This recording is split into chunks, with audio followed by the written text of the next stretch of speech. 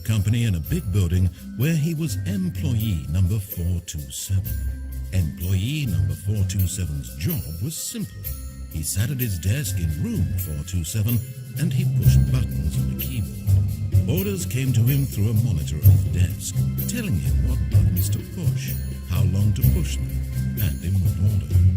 This is what employee 427 did every day of every month of every year.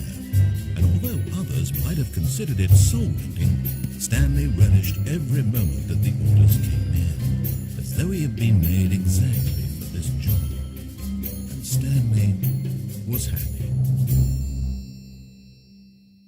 And then one day, something very peculiar happened. Something that would forever change Stanley. Something he would never quite forget. He had been at his desk for nearly an hour when he realized that not one single order had arrived on the monitor for him to follow. No one had showed up to give him instructions, call a meeting, or even say hi. Never in all his years at the company had this happened, this complete isolation. Something was very clearly wrong. Shocked, frozen solid, Stanley found himself unable to move for the longest time.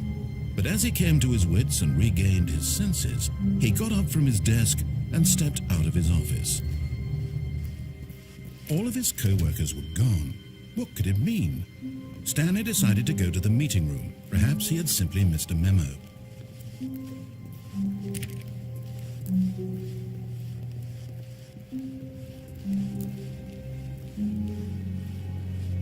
When Stanley came to a set of 2 open doors, he entered the door on his left.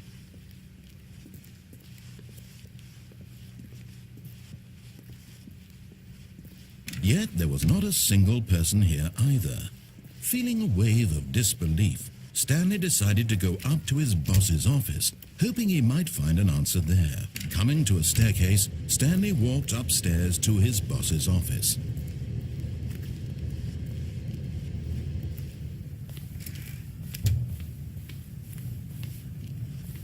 Stepping into his manager's office, Stanley was once again stunned to discover not an indication of any human life.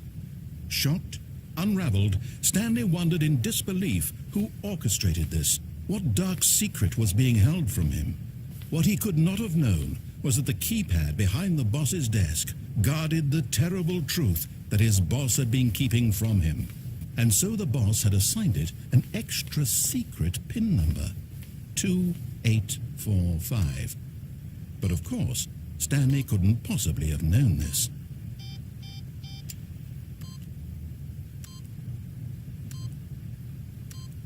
Stanley simply began entering random codes into the keypad, knowing full well the sheer statistical unlikelihood that this would ever result, yet incredibly, by simply pushing random buttons on the keypad, Stanley happened to input the correct code by sheer luck. Amazing. He stepped into the newly opened passageway.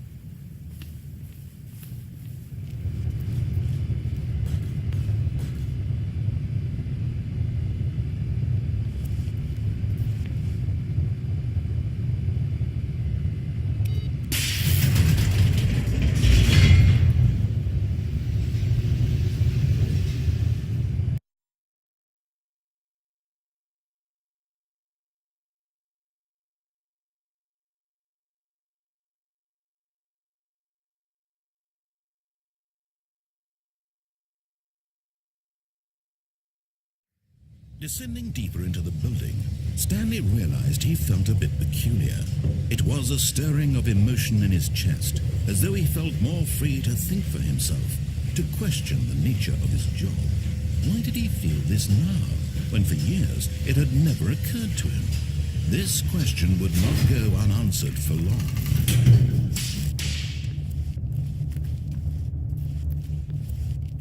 Stanley walked straight ahead through the large door that read Mind Control Facility.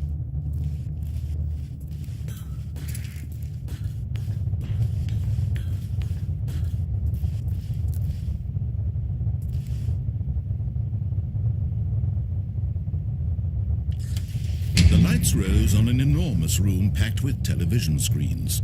What horrible secret did this place hold? Stanley thought to himself. Did he have the strength to find out?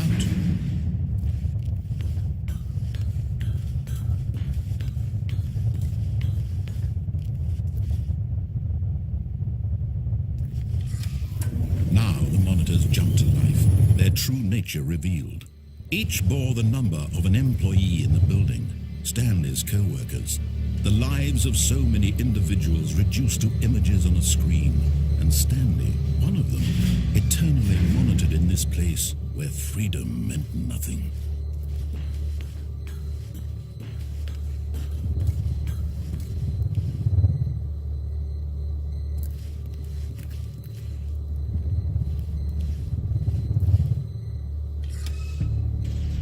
This mind control facility, it was too horrible to believe. It couldn't be true. Had Stanley really been under someone's control all this time? Was this the only reason he was happy with his boring job? That his emotions had been manipulated to accept it blindly?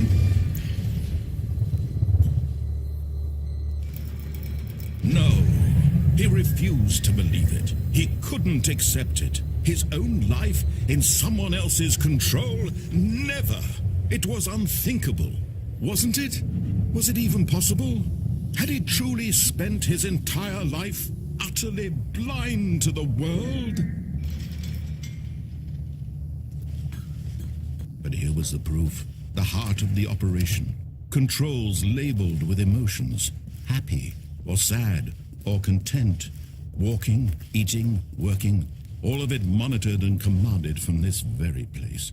And as the cold reality of his past began to sink in, Stanley decided that this machinery would never again exert its terrible power over another human life. For he would dismantle the controls once and for all.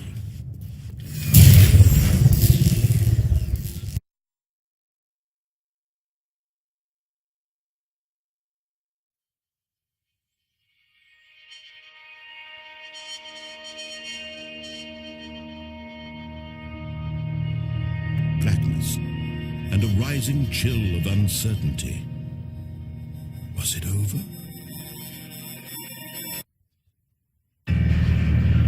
Yes, he had won. He had defeated the machine, unshackled himself from someone else's command. Freedom was mere moments away. And yet, even as the immense door slowly opened, Stanley reflected on how many puzzles still lay unsolved. Where had his co-workers gone? How had he been freed from the machine's grasp? What other mysteries did this strange building hold? But as sunlight streamed into the chamber, he realized none of this mattered to him, for it was not knowledge or even power that he had been seeking, but happiness. Perhaps his goal had not been to understand, but to let go.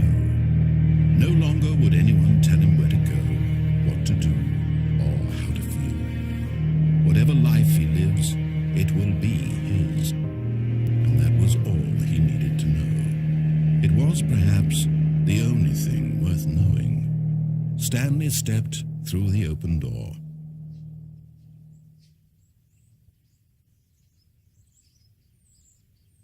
Stanley felt the cool breeze upon his skin. The feeling of liberation, the immense possibility of the new path before him. This was exactly the way, right now, that things were meant to happen.